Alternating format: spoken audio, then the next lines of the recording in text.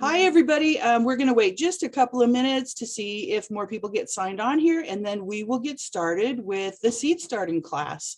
Our seeds are on sale this weekend through Sunday. They're 20% off, and that includes the seed tape. So just wanted to give you that heads up. I'm going to go down and select my seeds right after this class. So hang on a couple of minutes and we'll watch for more people to sign on. Thank you.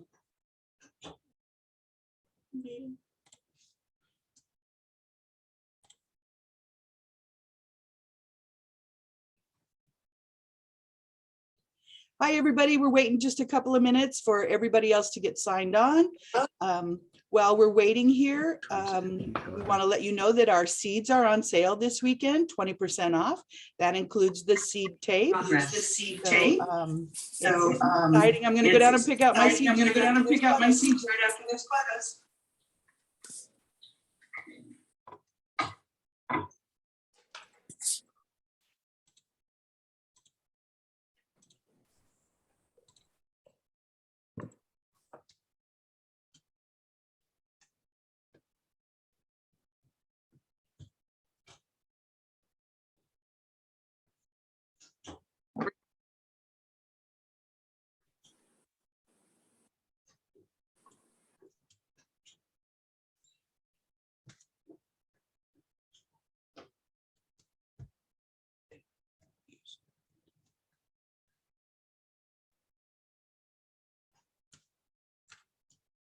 Just got it here.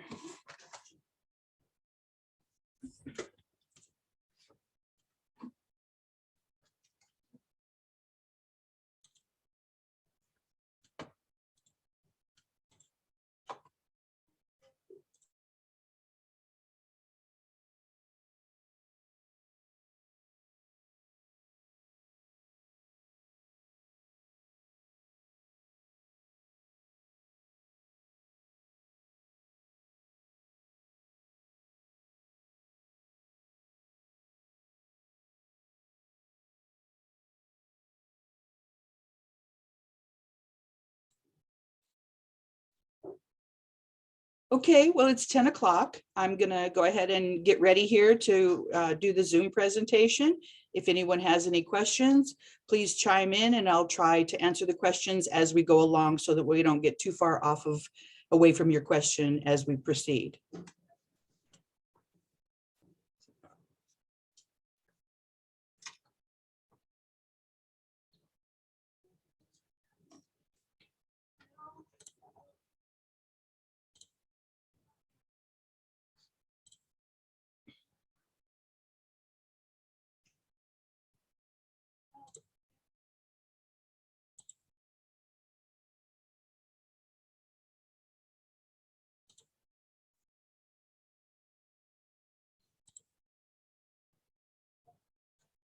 Okay, so Alaska Mill and Feed seed starting.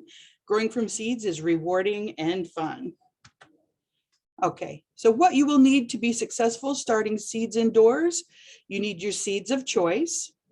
You'll need a container, and any small container works for starting seeds. You just have to be sure that it has some drainage. Seedling mixed soil, some labels, the seeder tool that's pictured in the top right, heat mat, bright light, airflow. You want to use a fan for circulation, and I'll explain that further on. And then water. You want a sprinkler head that works best. It's gentler on seedlings. So the two pictures below is, of course, a water can that just has a straight pour. And on the left is the sprinkler head that I'm talking about. So that's a gentle flow. So it's all about the seeds. So what's the difference in organic versus heirloom? Organic seeds are non-GMO, USDA certified seeds coming from plants grown with only natural fertilizers, pesticides, and fungicides, and they can be either hybrid or open pollinated. And heirloom seeds are always open pollinated and come from plant varieties that are at least 50 years old. Open pollinated is when pollination occurs by insects, birds, wind, or human. So at the bottom, you can see that the one on the left is an organic seed. The one in the center is also organic, and it's an heirloom seed. And then the one on the end there says, of course, non-GMO, USDA, organic. So those are the signs that you want to watch for if you're looking for organic and or heirloom. So when to start? Starting date is important for many reasons. Too early, plants can get leggy, which means they're too tall and thin and not strong. Or too late, the plants will be late producing and may not reach harvest before frost. So, you know, you get a pumpkin that's still green, it's not quite ready, and then it hits with frost and it's done. So that's the disappointing thing of starting too late. The seed packets have great information. The seed planting depth, spacing, light exposure, and whether to direct sow or start indoors. So direct sow is outside in the ground. Keep the packet for reference, for future care advice, and for harvesting times. So direct sow these seeds before last frost once the soil has thawed and can be worked. So here, that's about early May, mid-May, depending on where you are. If you can go out and work the soil and get it down to about 6 inches, you can plant seeds. So that would be root crops like potatoes, radishes, carrots, parsnips, turnips, onions, also spinach, corn, peas, and lettuce. So those can all go out before last frost. So about mid-May, because of course, last frost here is considered Memorial Weekend. So the next slide is a seed starting schedule from Deb Blaylock. She's a master gardener in Palmer. She has a page on Facebook called Alaska Home Gardeners. You get lots of great advice there. Those people have gardened in Alaska for a long time. They're very friendly. They're very knowledgeable. So if you go to that page on Facebook, they will welcome you with open arms and gladly answer any question, even basics. I appreciate the advice from all the experienced Alaska growers that comment on that page. So Deb says that you can modify this schedule to work for you. So here's the schedule. So she's got everything listed that you can start late January, early February, mid to late February, et cetera, et cetera. She even talks about when to transplant outside and what to transplant. So this is a great guideline. It's not necessarily the have to or must. It's just a really good guideline. This will be put on our website. I'd like to say in a few days, but the nice lady that takes care of our website is going on her honeymoon. And so it may be a week or so before she gets it up there, but it will be posted eventually. So starter containers. You can use across the top there, those are cell packs and plug trays. Then of course there's fiber pots. There's the green pot in the center. There's the little peat pods that you can use. We have the Burpee seed starting greenhouse kit. Over on the left bottom, we have the nano domes. We've got all kinds of great starter packs for you. And then of course we've got plant labels. And then on the far right, we don't sell a China marker, but they're available in, gosh, you know, Office Depots or any place like that. A China marker writes really well on glass, metal, or plastic. And the reason I recommend a China marker is because it won't fade out by UV, whereas a pencil or a Sharpie will eventually fade away. So by July 4th, you look to see what variety of beans you have and it's faded off. So by using a China marker, it's kind of like the texture of a crayon, but a little different. So China marker, the wax pencil is my preferred way of writing on labels. So then seedling mix, the seed starting soils. You want to use a seedling mix because it's finer than potting mix and they contain a very light nutrient charge for seedlings. If you over fertilize seedlings, it will kill them. So you want to use a seedling mix.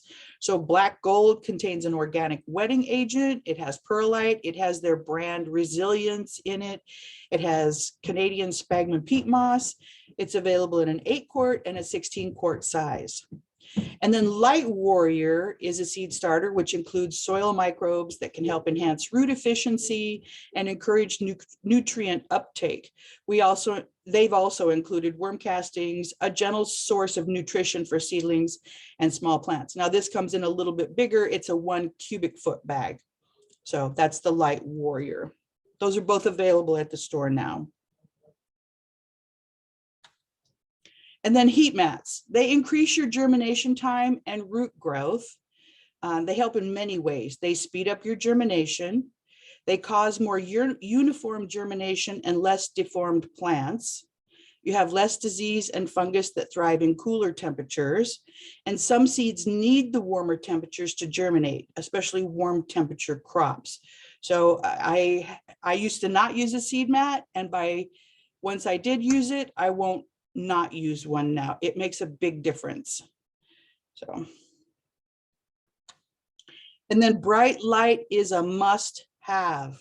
Once all of the seeds have germinated, the dome should come off. Bright light should go into place above the seedlings, and the heat mat should be removed. If you leave the heat mat, you're thinking that you're keeping them nice and warm, but they're going to accelerate too quickly and they dry out a lot faster with the heat mat.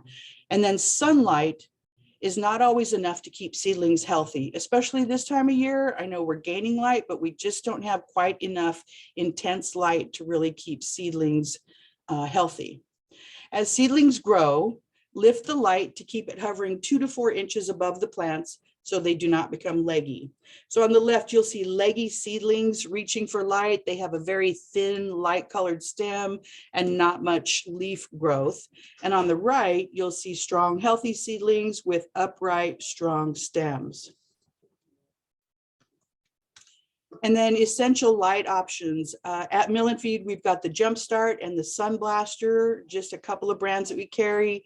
They're available in LED, the T5 type lights.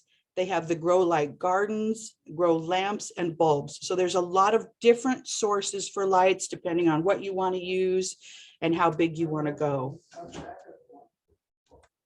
And then planting, watering, and caring for. The seedling mix that you sow seeds in should be moistened before you plant. Use a soil thermometer or skewer to make a hole or disturb the soil. The packet will tell you how deep to plant the seeds. Now, some seeds almost lay on top of the soil. They don't get buried very deeply. So I would just use a skewer or something to disturb the soil, put the seed there and barely cover it. So after the seed is at proper depth and covered, sprinkle lightly so not to disturb the placement of the seeds. How would we see that? Okay. A spray bottle is often too harsh on newly seeded soil and will blow the seeds out of place.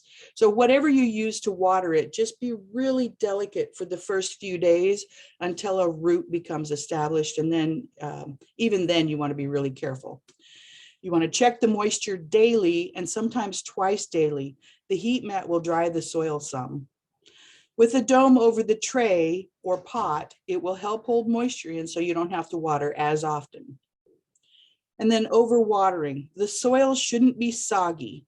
Too much moisture and heat will cause bacteria, mold, and fungus to appear. If you see the soil surface turn green, take the dome off or prop it up a little bit to allow airflow. Set up a fan on low and help move the air and lower the humidity. Just because it's turned green on top doesn't mean everything is dead or killed. It's just you've gotten a little too much moisture and you can control that with a fan. And then once all or most of the seedlings appear, remove the dome and the heat mat. Make sure you have adequate light set up. 12 to 16 hours of light is necessary, and timers help. I set up timers on all my lights because I don't remember after 12 or 16 hours to turn them off or back on. And then continue moving the light up as your plants grow taller. Watering and thinning. So when you thin, don't pull the extra seedlings, you want to cut them. So get the little tiny nippers and reach in there and cut those seedlings. If you pull them, you'll disturb the roots of the remaining plants. It slows down their growth or it could kill them off. And then before transplanting into the garden, on Memorial Weekend is transplanting weekend. By this time, the chance of frost has passed and the soil has warmed enough for young plants, 55 to 60 degrees. Use a soil thermometer to be sure. Harden off your plants. This means getting the plants ready to be in the outdoor weather. The plants need to go outdoors in a protected spot out of the wind for several days before staying outside and going into garden or containers. So even if you've hardened off for a couple of weeks, but then we get a really windy bout of weather or a stormy weather, I would hold off. It's a matter of timing and making sure that it's not real harsh weather to put your new seedlings out that you've taken such good care of for a long time. And then seed tape is always great. The advantages of seed tape are you dig a shallow trench and place the tape. You cover them with soil and water. They grow in perfect rows. There's less work and great results. You may still have to thin seed tape, but again, you want to do that by nipping off the extra plants and not pulling. And then the seed tape is on sale, also 20% off through Sunday. The tape itself dissolves after planting and is environmentally friendly. So there's a picture, some pictures on the right of the few types of seed tape that we have. We have several. And then the seeds, like I've said, are on sale. It's our annual seed sale. It starts today, and you get 20% off all the seed packets this weekend, including seed tape. Sale ends Sunday. The sale is available in store and online. And when you shop online, your discount will be applied at the checkout. So seed starting, seed sale, Alaska grown at Alaska Mill and Feed. We have all the seed starting supplies in stock. The seed packets and seed tape are 20% off, like I said, and then the sale is in store and online. So you can see the nano dome. That's really cool. It's got the high dome and it's got a light on the top. Those are really great for starting things like keeping herbs inside. You can see the little burpee seed starting greenhouse kits, the Jumpstart germination station. There's a light there. We've got little tools, all kinds of fun stuff. I would recommend that everybody get a soil thermometer. You're going to use it later in the season. For instance, bean seeds cannot go in the ground until it's at least 55 degrees or they'll rot. In the fall, when you're planting bulbs, you want the soil to be cool enough. And so the soil thermometer gets used several times a year. It's the best $10 you'll ever spend. So just like from the seed to the growth to the harvest, that's what we've talked about today. So I hope you've enjoyed the seed class, learned lots about it. Come down and shop our sale and all the other wonderful items that we have at Alaska Mill and Feed. I'm happy to answer any questions or go back to any slides. If you have any questions, just type it in and I'm happy to answer those for you. I'm sure a lot of people would like to see that seed starting chart again. I'm going to go back to that for a minute. There you go. If you go to that website, that Facebook page that is Alaska Home Gardeners, and you look for Deb Blaylock, she has posted this there as well. So you can copy it here or you can copy her PDF and print it off. Okay, it doesn't look like there's any questions, so we'll end this class. I hope that you have a lot of fun and that you've learned a few things and you have success growing your seeds and getting them out into the garden and then harvesting your own fruits and vegetables and enjoying your flowers. Have a good weekend.